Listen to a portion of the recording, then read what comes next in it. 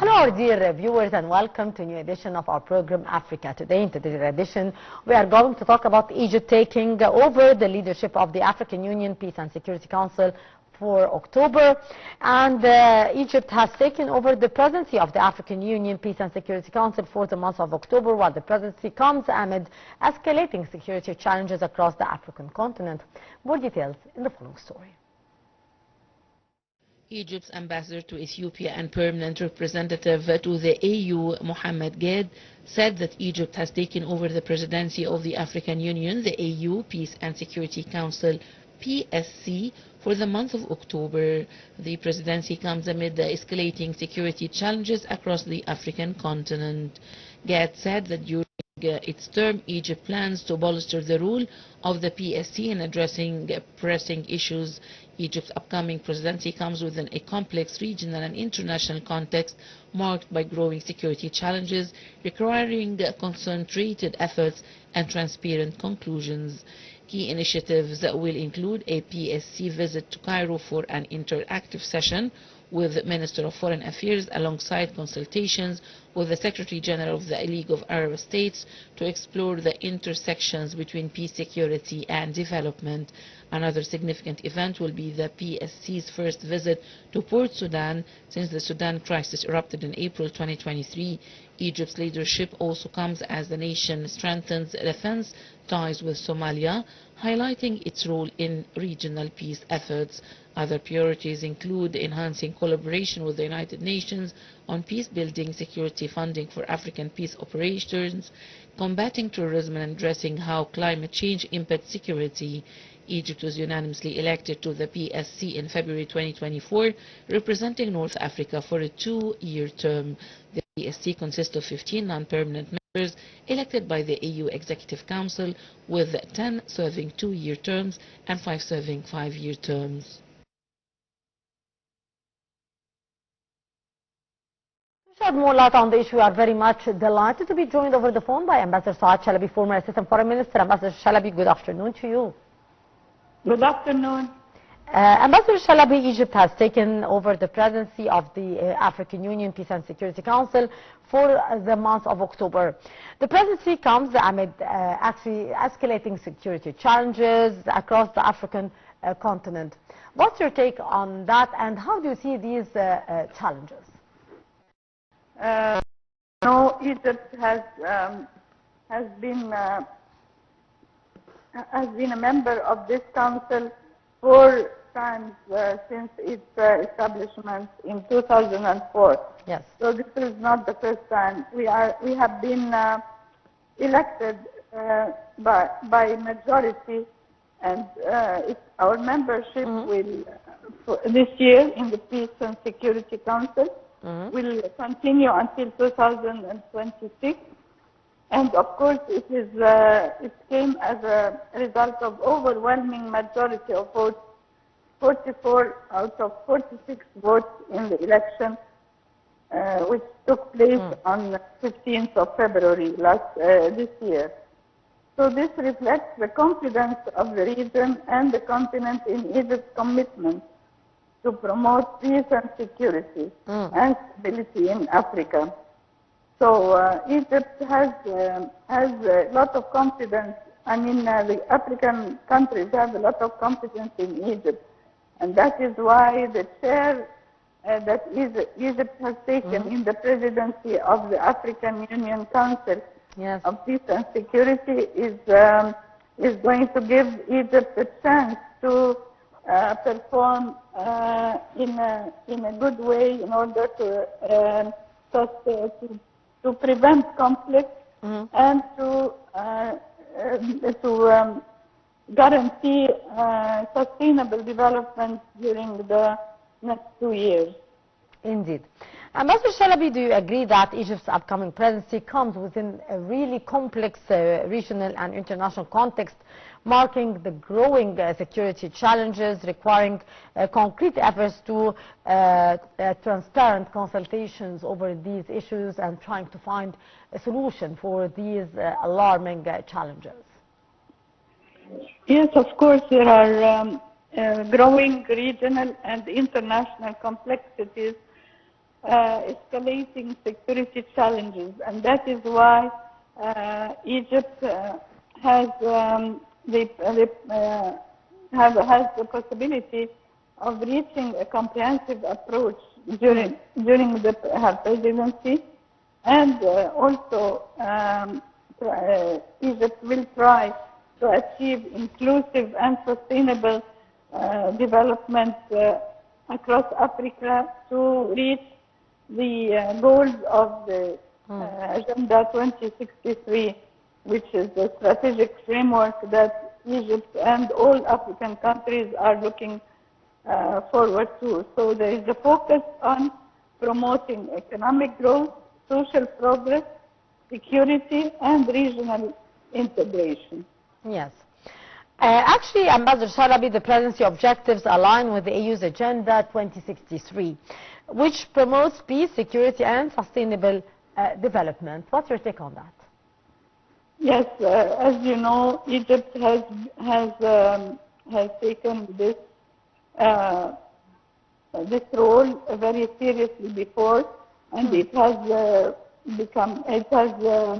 taken the role of mediator in finding peace in Sudan, for instance, and to counter terrorism in Somalia, and trying to also promote peace and security in the East African region. Also, the role of Egypt is very important in the West African region, where there is many countries who are refusing to be part of the African Union and the ECOSOC. Yes. So that is what the ECOWAS, I'm sorry, ECOWAS. So that is why it is important for Egypt to play a role in this council and to manage peace and security in the region in order to face all these security challenges that are facing Africa during this period. Indeed. Ambassador Shalaby, how do you view Egypt's role in enhancing the developmental efforts in Africa and preserving security and stability throughout the whole of the continent? As you know, development cannot happen without peace and security. Of course. This is a responsibility for Egypt to prevent and manage and resolve the conflict. So there has to be collective solutions to build a safe and stable and prosperous Africa. There has been intense challenges and ongoing conflicts in Sudan, for instance, and also conflicts between Ethiopia and Somalia. And there has to be a role for Egypt that secures the security and avoid the destabilization on the Horn of Africa. So it is important to, for instance, for Egypt to play a role in the climate change, for instance, and to manage food security and to face the development problems that are facing Africa in hunger, malnutrition, in water security, and of course the climate financing that is necessary for vulnerable countries in Africa. So all this has been discussed and has been taken the lead. Egypt took a lead in the comprehensive strategic plan towards development and towards peace and security in Africa. Indeed. Ambassador Shalaby, how do you see Egypt's vital role in the African Union so far? Well, as you know, throughout the ages, Egypt's role in the African Union, Egypt's role has been a major component of Egypt's identity throughout the ages, and Egypt's role in the Nile Basin countries and in the human development of Africans and And of course, all the programs that Egypt is taking, whether it is in training of the police, military academies, and also judicial, health, nursing, agriculture. There has been a lot of programs Egypt has been doing for Africa and the African Union, and there has been many Egyptians who are working in investing in Africa and also in taking positions in the African Union. So Egypt has been always active in all the sectors, in all the programs, in all the councils of African Union. Actually, Ambassador Shalaby, since the founding of the United Nations in 1945, Africa has arguably undergone the most dramatic transformation of any region in the whole world. How do you see that, and how we should start to recap and to maybe increase our unification in order to try to overcome all the challenges that we are still facing? Well, Egypt and South Africa, for instance, have been asking to become members of BRICS. This is something very important for development of economic partnership and cooperation, of scientific research and innovation. Egypt has been also working with other African countries to fight terrorism, whether it is regional or international. And also in the health sector, Egypt has contributed with expertise to strengthen the medical sector in Africa. So the boosting of the mutual trade also between Egypt and other countries in Africa have increased the volume of trade between Egypt and other countries, whether it is in the EU or in the African Union. Yes. So the path that we are moving on to open doors for new investments and to open doors for new partners, and of course to try to benefit from the international, international and regional groups like BRICS and the EU and the China, Africa, and also all the investments that have been taking place, and the strategic partnerships that Egypt and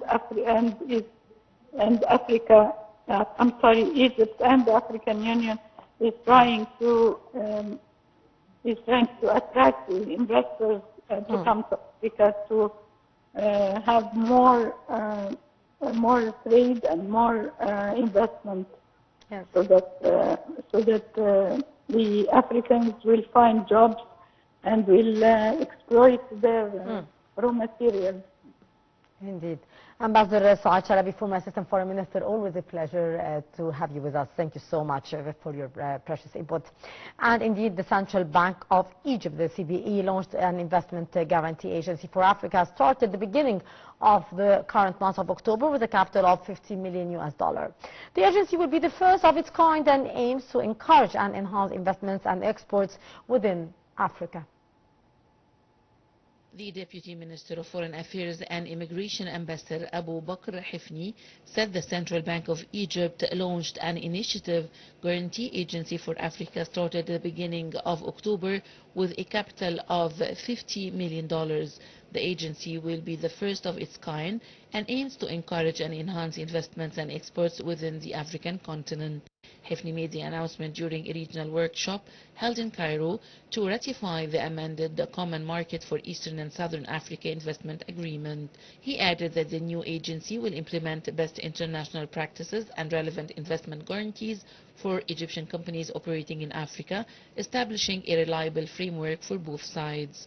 He added that it is time to equip the continent with the necessary tools and practices to support trade, investment and business, and that seizing this opportunity would pave the way for more integrated, flexible and prosperous COMESA.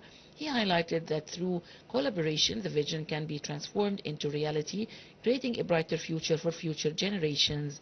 Hefni also noted that investment is not merely a flow of capital, it is the lifeblood of our economies, creating employment opportunities, mitigating poverty and driving innovation. He said that cooperation and integration will unlock tremendous potential and elevate the collective standing in regional and global markets, especially in the face of challenges such as economic recovery, post-pandemic, climate change and geopolitical tensions.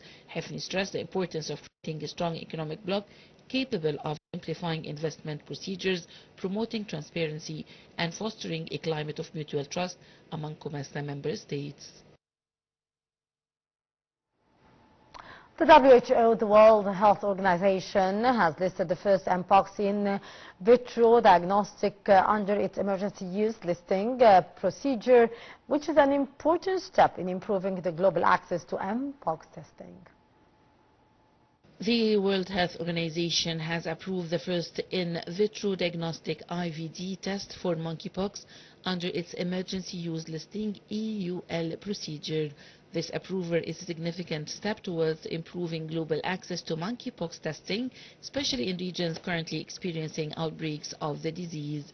The WHO highlighted the importance of the new test in enhancing diagnostic capacity amid rising monkeypox cases. The organization stated by detecting DNA from the visceral rash samples, laboratory and health workers can confirm suspected monkeypox cases efficiently and effectively. The EUL procedure aims to expedite the availability of crucial medical procedures during a public health emergency of international concern, such as the current monkeypox situation. On August 28, the WHO urged manufacturers of monkeypox IVDs to express interest in EUL, recognizing an urgent need to enhance global testing capacities as the virus continues to spread. Dr. Nakatina, WHO Assistant Director General for Access to Medicines and Health Products, emphasized the importance of this first diagnostic test listed under EUL in expanding testing availability in affected countries. In Africa, limited testing capacity and delays in confirming monkeypox cases have contributed to the virus' continued spread. Over 30,000 suspected cases have been reported across the region in 2024 alone, with the highest numbers in the Democratic Republic of Congo, Burundi and Nigeria. Well, with that, our dear viewers, we come to the end of this edition of Africa Today. Till tomorrow with another quiz. Goodbye. Many thanks for watching.